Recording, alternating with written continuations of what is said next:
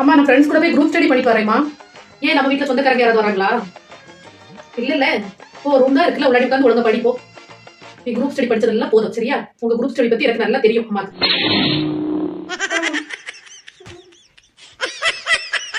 மக்களே உன் ரூம்ல யாரோ இருக்காங்க போல, ஆனா கண்ணுக்கு யாருமே தெரிய மாட்டேங்கிறாங்க. போய் பாரு போ.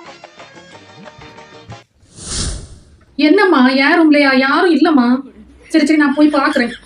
அப்படியா? யாரும் இல்லையா? ஆனா லைட்டு ஃபேனு எல்லாமே ஆன்ல இருக்கு, எக்ஸாஸ்டர் கூட ஆன்ல இருந்தா, அதனாலதான் யாரும் இருக்காங்கன்னு நினைச்சேன்.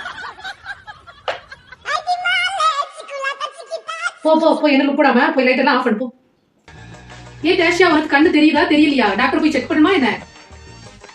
கண்ணெல்லாம் நல்லா தெரியுது எனக்கு. விளையாடிட்டு இருக்கிறத பார்த்தா உங்களுக்கு தெரியலையா? அப்ப இது என்னது?